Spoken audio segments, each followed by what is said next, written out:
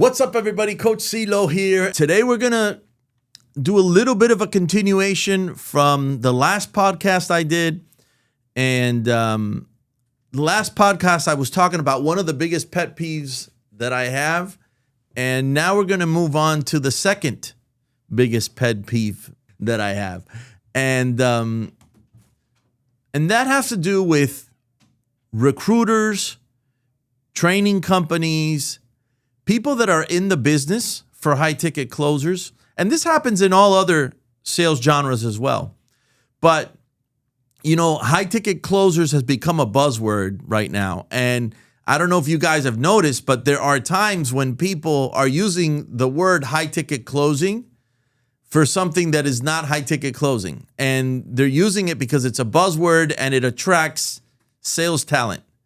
I've seen it happen already where there are not necessarily high-ticket offers. As a matter of fact, it's not even an offer. It's a job at a company, and they're still considering it high-ticket just because it attracts sales talent, right?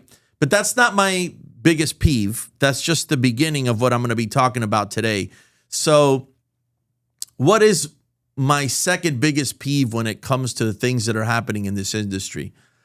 What it is, guys, you've heard me say this a million times, right? As sales professionals, our job is to motivate people to make a purchase, to do something that is in their best interest.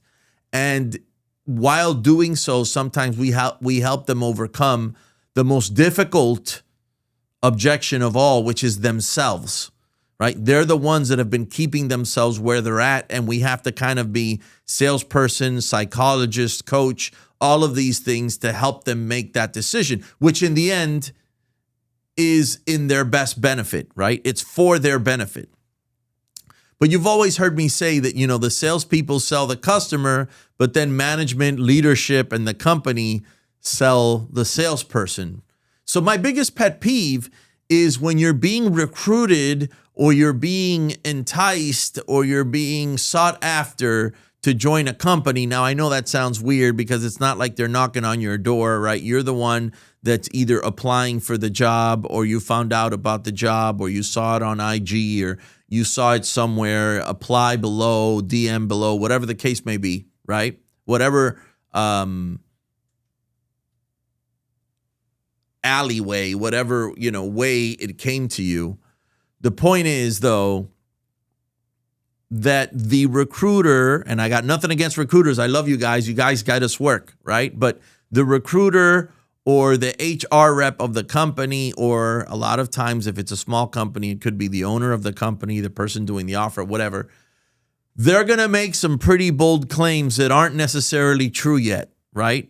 When you start seeing the on-target earnings, and they're saying that on-target earnings are 100 grand, 120 grand, 200 grand, 300 grand, 400 grand, all of this could be 100% true. I don't have a problem with that when it's not true.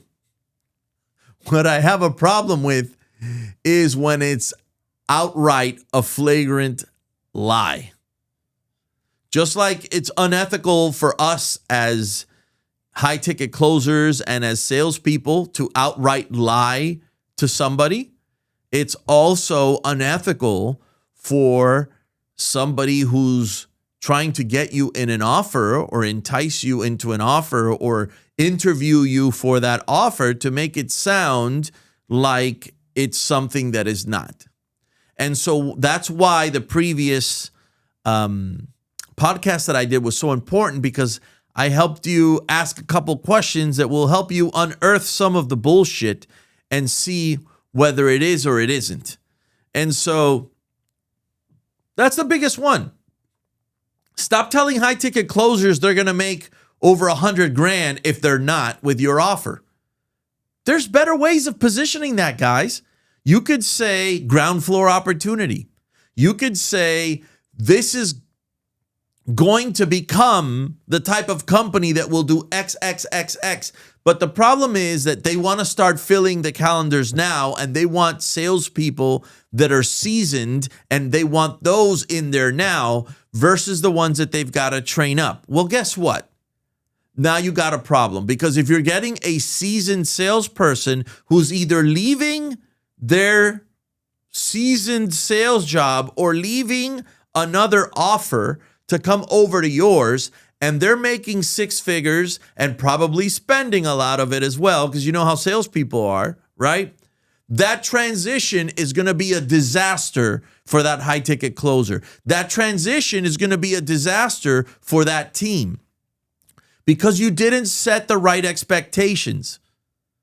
Guys, everything is fine when you set, just like in a presentation, where you set the right expectations during your agenda. You let them know what you're going to do. You let them know what's possible. You let them know what's not possible.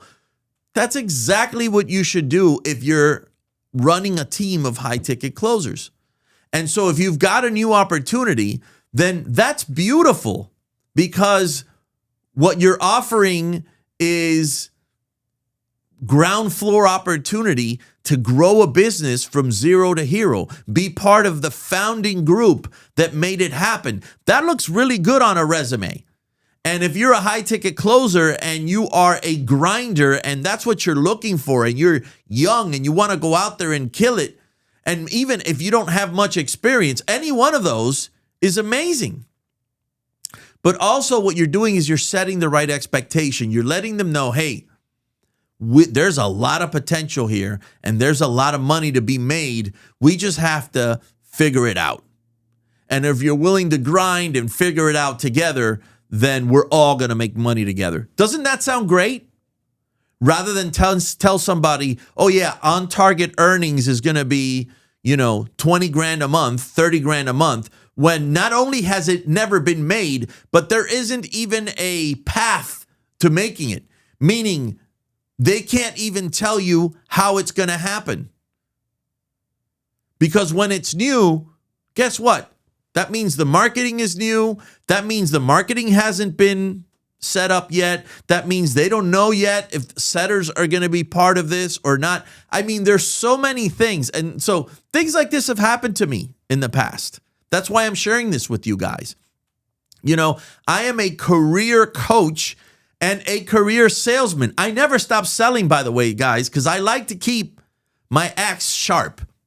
And there's two things I love to do. I love to sell, and I also love to coach others in selling. I love making money, and I love helping people get to that next stage in life where they're making money. Because guess what? When you help coach somebody into six figures and they've never made six figures before, you've changed their life forever. When you coach somebody to go from six figures to multiple six figures, you've changed their life forever. So those are the two things that I love. But it's happened to me where I've left a very stable, very comfortable, very cushy six-figure position for an offer. And I was ready for the offer, but the offer wasn't ready for me. And so this could happen to you guys. And so you just have to be a little bit discerning when you're accepting an offer, unless you're new, unless you're desperate. I don't mean that in a bad way, but maybe you're in between offers and you're not making money right now, at which point any money is better than no money, right? But if you're new, if you're grinding, if you're young and you want to make a name for yourself, you want to become a sales manager, you want to become a sales director, you want to do all these things, that's the perfect time to take these on. But wouldn't it be great if you knew that before you took it on? I mean, here you are, you want to take advantage of this great opportunity. Wouldn't it be great to know that there was a great opportunity there to be taken care of, instead of thinking that you're going to walk in somewhere and just kill it? Which, by the way, is still an option, right? If you're good, if you already have the foundation and the base of being able to do this, you could literally take it anywhere you want and do that. But again, back to the questions we spoke of in the last podcast. Is there a sales script? Has this been thought out already? Is there a process? Because if not, then guess who's the one that's going to have to do it? Hello, you. And if you don't have any experience doing it, well, get ready for headaches, because you don't know how to do it. You're going to have to figure it out. And it's going to take you a couple times. Remember, just like everything else in sales, first you suck, then you get a little bit better and you don't suck as bad. Then, you get a little better, and before you know it, you're good. And then you keep going at it. And eventually, after some hardships and some lessons, you're great. And then you can help others do the same thing. But there can't be that disconnect where you're being told that on-target earnings are 200,000 or 300,000 a year or 20, 30, 40,000 a month. And you come in, and yes, we all expect a learning curve. And yes, we know that there's going to take some time for you to get there. But wouldn't it be nice to know that some others have already done it? Now, you're probably going to outdo them anyway, but you want to know that someone else has done it and there's a system in place to help you get there. So if you are recruiters in this business, if you are offering offers like this, if you are an entrepreneur that's running a sales team, be cognizant of that and just level with your people. Because these are the people that are going to bring in the money for you. These are the people that are going to make you successful. These are the people that are going to help you take the lion's share. Don't screw them. Don't let them starve for 3 or 4 months or 5 months while you're trying to figure it out. Let them know that they're walking in, what they're walking into, and they'll roll up their sleeves and go to work for you. And together, you're going to make a great partnership. So guys, the bottom line is this. You've got to be a little bit discerning when you're going to take an offer, because not every offer out there is what they're telling you it is. You really got to figure this out. And by the way, if you're already sniffing a little bit of bullshit on one end, chances are there's going to be bullshit all the way down from there. Because if they fibbed a little bit on that, guess what else they're fibbing on? They're probably fibbing on the comp plan. They're probably fibbing on bringing setters on in a month or two. They're probably fibbing on that the sales script was written by somebody who knew what they were doing. They're probably fibbing about the products. It's a downhill roll from there. So be a little bit discerning. Ask a couple of questions up front. And if they level with you, that's a great freaking sign. That's a great sign. That means that they actually are looking for you. That means they're actually keeping you in mind. That means that, hey, just like salespeople, just like everybody else, right? We all like to act as if. Maybe they were acting as if, right? When they're saying what the on-target earnings are and what they think it could be. But if during the interview, they fess up and they come clean and say, hey, there's a lot of opportunity here. We're brand new. We're starting off. Isn't that great? That you know that you can roll up your sleeves and you can work with them, and that they're going to be honest with you up front. So give them the grace, at least in the interview, that if they come clean, you're still good. But if during the interview you start unearthing these things and you start sniffing a little bit of BS, take a couple steps back and really think about whether you want to take that or not. Guys, there are tons of offers out there, tons of them. Another thing you got to be careful with is on the product or the service that you're going to be representing. All right?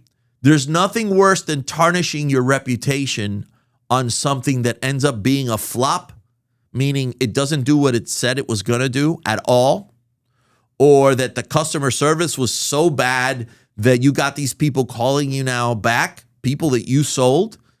And some of you say, yeah, well, that's not my problem. I did what I had to do. Yeah, you did what you had to do, but you got to be careful.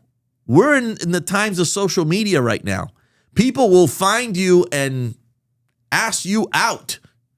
So make sure that it's a product that you can stand behind. Now, in the beginning, I understand. You might not know. Even asking a few questions, you still might not know. But at least do a little bit of the due diligence. Heck, anytime I've looked at an offer, you know how they give you the white paper letting you know what the offer is and the website? I start looking into that, just like if I was a guest or a customer. And I look into their product reviews, and I look into their testimonials. And I look at the testimonials and I'm like, does this look like some bullshit testimonial that they went on Fiverr and paid somebody to do? Or does this really look like someone who actually did this? And again, whether you take that offer on or not, guys, that's up to you. but I'm looking out for you. This is about you.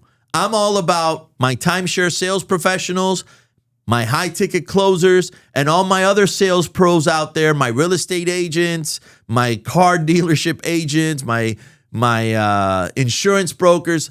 I'm looking out for you guys. And right now, what I'm telling you is just don't get sold on the bullshit.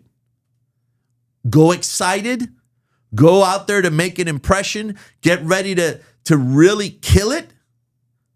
But ask a couple of discerning questions and make sure that you're not being sold on something that's BS. Guys, my name is Coach Ceelo, and I have helped thousands of salespeople reach, attain, and maintain six figures. You keep listening to me, you'll be the next.